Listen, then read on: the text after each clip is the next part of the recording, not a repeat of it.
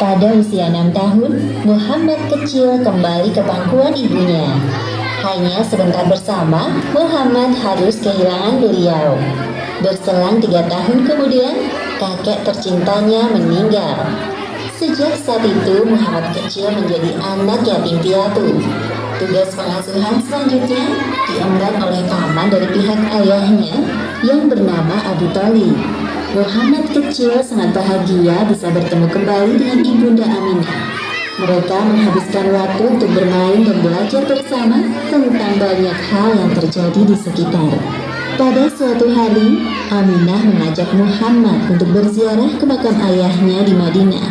Ia pun meminta izin kepada Abdul Muthalib. Meskipun dengan berat hati, akhirnya Abdul Muthalib melepas kepergian cucu dan menantunya bepergian jauh. Perjalanan ke Madinah cukup jauh. Kalian semua berhati-hatilah. Insya Allah, kami berada dalam perlindungan Allah. Ayah, jangan terlalu khawatir. Setelah urusan selesai, kami akan segera kembali ke Mekah. Assalamualaikum warahmatullahi wabarakatuh. Waalaikumsalam warahmatullahi wabarakatuh. Ini kali pertama bagi Aminah berkunjung ke makam suaminya. Begitu juga dengan Muhammad. Perjalanan mereka ditemani oleh Ummu Aiman. Sepanjang perjalanan, Aminah menceritakan sosok Abdullah yang sangat ia cinta dan kagumi kepribadiannya kepada Muhammad. Sesampainya di Madinah, kedatangan mereka disambut hangat oleh keluarga Aminah. Wahai anakku, dulu saat ayahmu meninggal, ibu belum sempat mengunjungi makamnya. Sekarang setelah engkau lahir di dunia ini, mari kita bersama-sama melihatnya. Baik, Bu. Saat itulah Muhammad benar-benar merasakan kehilangan sosok ayah dalam hidupnya. Ia bertekad akan mendampingi ibunya dalam keadaan susah maupun senang. Kira-kira 1 bulan lamanya mereka menetap di Madinah.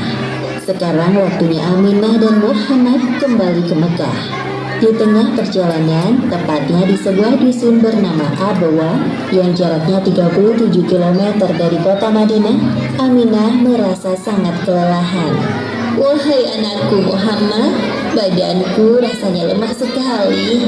Aku merasa ini pertemuan terakhir kita. Belum sempat menyelesaikan ucapannya, ibunda Aminah meninggal dunia untuk selama-lamanya. Ibu, jangan pergi. Wahai Muhammad, engkau adalah anak kuat, nak. Bangunlah, mari kita cari pertolongan untuk menguburkan jenazah ibumu. Sejujurnya, Muhammad kaget dan terpukul melihat kematian ibunda Aminah yang tampak nyata di depan matanya. Semuanya terasa sangat cepat terjadi. Namun hidup harus terus berjalan. Muhammad menguatkan hatinya. Selama perjalanan pulang bersama Ummu Aiman, Muhammad terus berdoa untuk ibunda Aminah sembari meneteskan air mata. Sekarang dirinya adalah anak yatim piatu yang harus menanggung beban kehidupan sendirian. Abdul Muthalib langsung syok mendengar kabar kematian Aminah.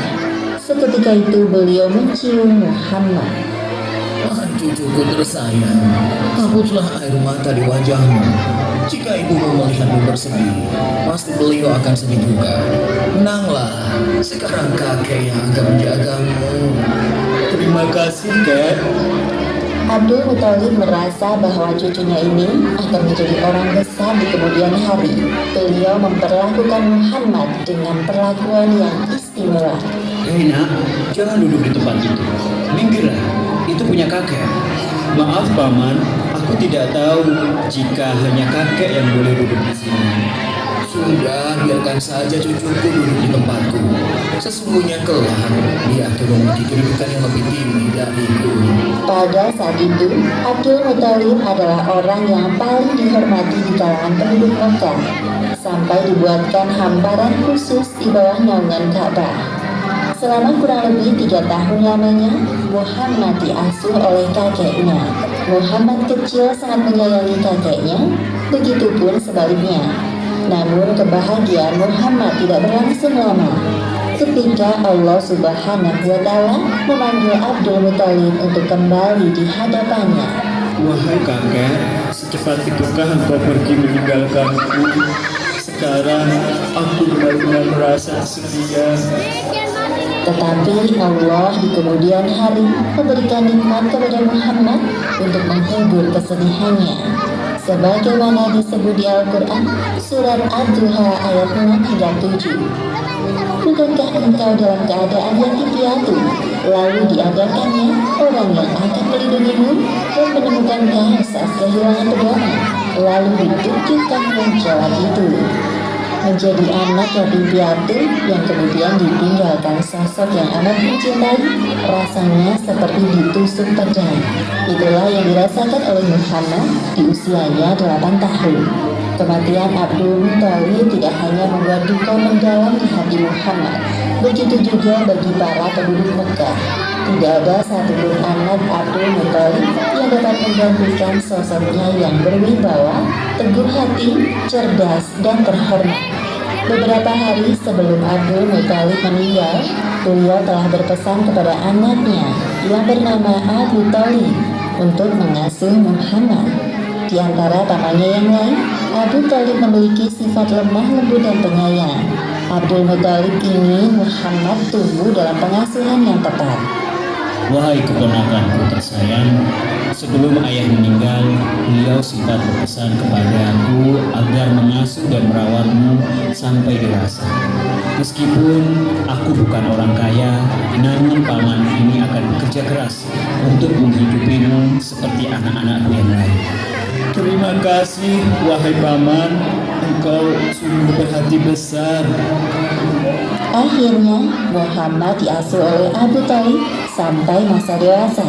Muhammad adalah anak yang tahu diri.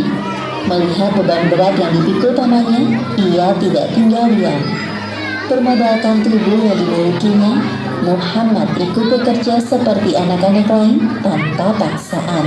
Ikhlas membantu keluarga Abu Thalib.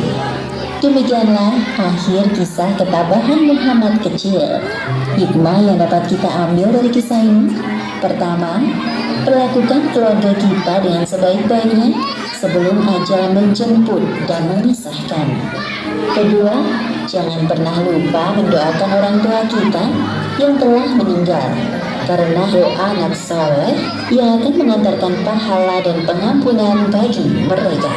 Wallahu a'lam bishawab. Ya.